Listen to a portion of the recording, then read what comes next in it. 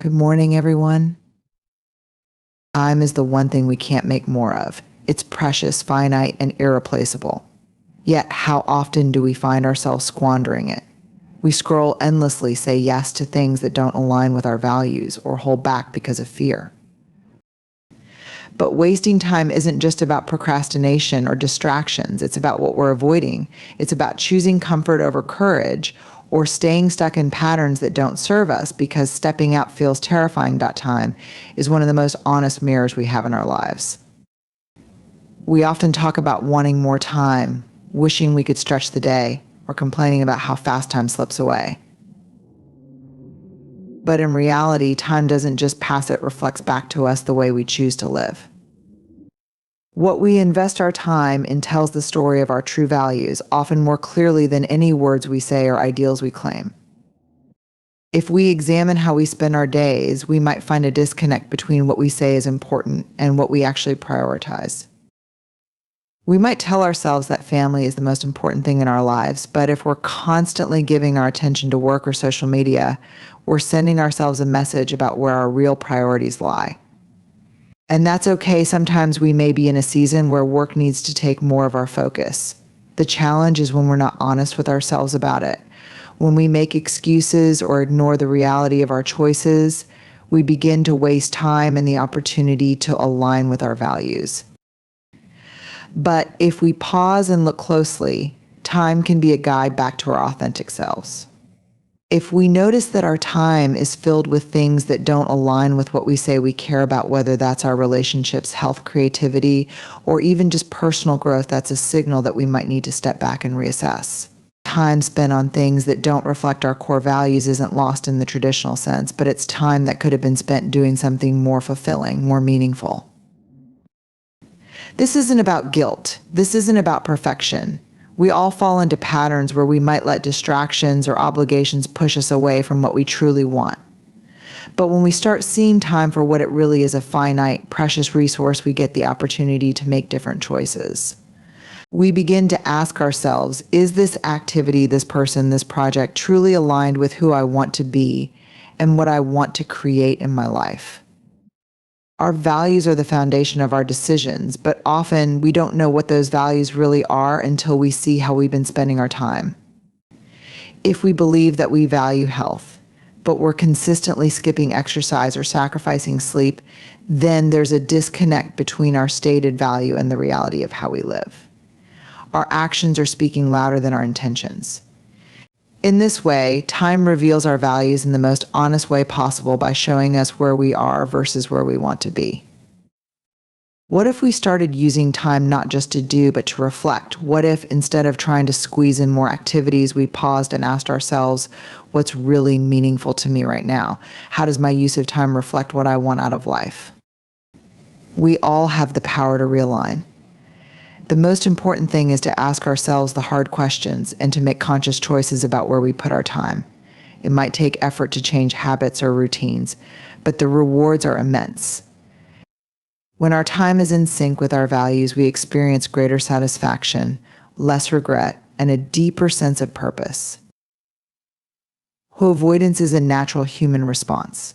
It's easier to ignore what makes us uncomfortable, to push aside emotions or tasks that feel too heavy or difficult to face. But avoidance comes at a price, one that often goes unnoticed until it's too late. The cost of avoiding what needs to be addressed, whether it's an uncomfortable conversation, a tough decision, or our own feelings of fear or vulnerability, is far greater than the temporary relief we feel in the moment. When we avoid something, we delay our growth. Every time we sidestep an issue, we're choosing to stay in a place of stagnation rather than moving forward.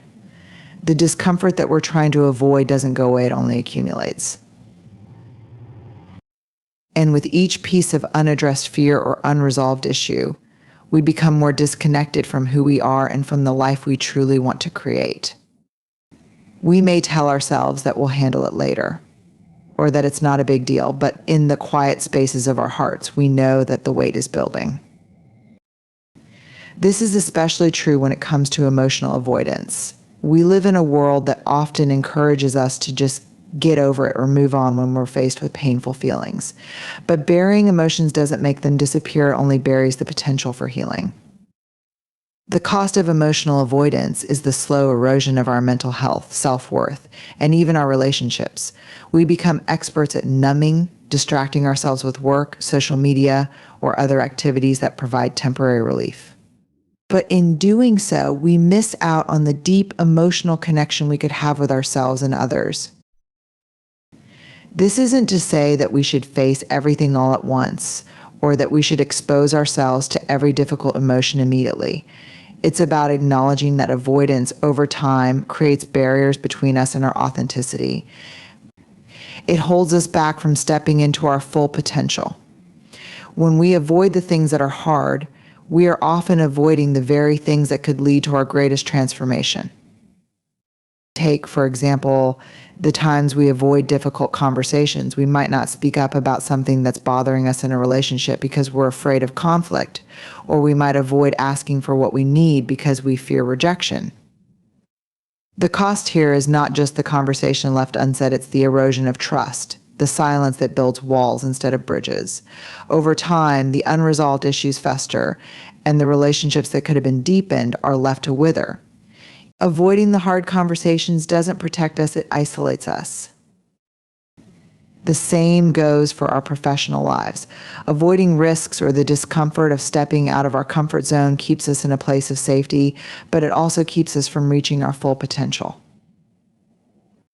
Whether it's avoiding taking a leap into a new career, launching a project, or asking for the promotion we deserve, each instance of avoidance holds us back from growth. The cost of this is clear. We remain stuck in our current reality, too afraid to take the steps that could lead to something more fulfilling, more meaningful, more aligned with who we truly are. The biggest cost of avoidance, though, is often the loss of time. When we avoid, we waste precious moments that could be spent making progress, having meaningful experiences, and living fully. Every time we put something off, whether it's a small task or a big dream, we are letting time slip through our fingers. And eventually we look back and realize that the things we avoided are still there, waiting for us, but now with the added weight of time lost. This isn't meant to shame us, because we all engage in avoidance at some level. It's a survival mechanism, a coping strategy. But the awareness of its cost is the first step in freeing ourselves from it. When we stop avoiding and start facing what we fear, we open the door to the life we want to lead. Facing what we've been avoiding is not about perfection or even about getting it right. It's about showing up, being brave enough to engage with the discomfort, and choosing to take action, even when it's hard. We all seek comfort. It's natural. Comfort feels safe, predictable, and secure. It's the place where we can breathe a little easier, where we don't have to take risks, and where we feel in control. In comfort, we can rest. But the problem with comfort is that it can become a trap. It lulls us into complacency, keeps us from challenging ourselves, and ultimately prevents us from living fully. The life we want, the life that offers growth, purpose, and deep fulfillment, often requires us to step out of that comfortable space and into the unknown. Courage is the antidote to comfort. It's the willingness to embrace uncertainty, to take risks, and to face challenges head-on, even when the outcome is uncertain. It's the ability to step forward in the face of fear, knowing that growth happens when we push beyond the boundaries of what feels safe. At its core, courage isn't the absence of fear, it's the willingness to act despite fear. Courage is about choosing to take the first step, even when you can't see the whole staircase. It's about showing up when you're unsure of how things will turn out, trusting that the process of becoming, of evolving, will make the discomfort worthwhile. So often we let comfort dictate our choices. We stick to what we know because it feels easier, more manageable. Whether it's staying in a job that no longer challenges us, staying in a relationship that has run its course, or avoiding the leap into something new. Because we're afraid of failure, we let comfort keep us stuck in a cycle that doesn't serve us. It's tempting to believe that comfort will bring us happiness, but true happiness is found in growth, in pushing through discomfort, and in embracing the discomfort that comes with transformation. Consider the moments in your life when you've experienced the most growth. Chances are they weren't the moments when everything was easy or predictable. They were the moments when you took a leap of faith, when you stepped into the unknown, when you dared to do something that scared you. Whether it was speaking up for yourself when you felt vulnerable, pursuing a dream despite the uncertainty, or navigating a difficult change in your life, those moments of courage are the ones that shape who we are and who we become. When we choose courage over comfort, we are choosing to live a life that's aligned with our values and our deepest desires, not just a life that is convenient or easy. We are choosing to show up for ourselves and for others in ways that challenge us, but also help us grow. It's about trusting that the discomfort is part of the process, not something to avoid. One of the key areas where we need courage is in our relationships. It's easy to avoid the hard conversations, to hold back our feelings, or to stay silent when something is bothering us. It's uncomfortable to be vulnerable, to ask for what we need, or to confront difficult truths. But without courage, our relationships can become shallow and disconnected. Courage in relationships means showing up authentically, even when it's uncomfortable, and trusting that vulnerability is the key to deeper, more meaningful connections. In our work and personal pursuits, courage means taking risks. It means stepping out of your comfort zone, trying something new, and being willing to fail. It's easy to stay in jobs that feel secure, but that don't inspire us. It's easy to avoid starting a new project, launching a business, or taking on a leadership role because we're afraid of not being good enough or of failing. But in reality, the cost of not taking those risks is often much higher than the risk itself. Without courage, we remain stagnant. But with courage, we open ourselves up to new possibilities, new growth, and new opportunities. Courage is also about self-compassion, the courage to accept our imperfections and the willingness to try again when we stumble. When we choose courage over comfort, we acknowledge that failure is not something to be feared, but a necessary part of the process. Every time we try and fail, we learn. Every time we step out of our comfort zone, we grow. Courage allows us to embrace our mistakes as opportunities for learning and improvement, rather than as signs of inadequacy. In a world that's constantly moving, constantly pulling us in a million different directions, it can be easy to forget one of the most powerful tools we have at our disposal: presence. We're often caught in a whirlwind of tasks, deadlines, and distractions, and we can find ourselves rushing through life, checking off boxes, but missing the depth of the moments we're in. We're physically present, but emotionally and mentally somewhere else, scrolling through our phones, rehashing conversations, or worrying about what's next. But the antidote to this is simple presence. The ability to be fully immersed in the moment, to focus on the here and now without judgment or distraction. Presence is the gateway to experiencing life in its fullest, most meaningful form. It's what allows us to connect deeply with others, with ourselves, and with the world around us. Presence is the opposite of living on autopilot. It's an active choice to engage with life in a conscious and intentional way. It's about showing up, fully showing up without worrying about what's happened in the past or what might happen in the future. It's not about being perfect or having all the answers, but rather about bringing our full attention to the present moment, no matter how ordinary or extraordinary it may be. When we are present, we are fully available to what's happening in front of us. This doesn't mean we won't face challenges or moments of discomfort. Presence doesn't eliminate difficulty. Rather, it gives us the clarity and the calm to approach those challenges with a sense of groundedness.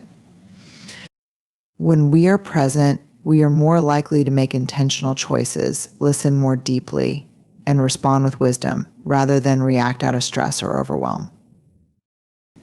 Think about the moments in your life when you felt truly connected, truly alive. Those are the moments when you were fully present. Maybe it was a conversation with a loved one, a quiet walk in nature, or a creative endeavor where time seemed to stand still.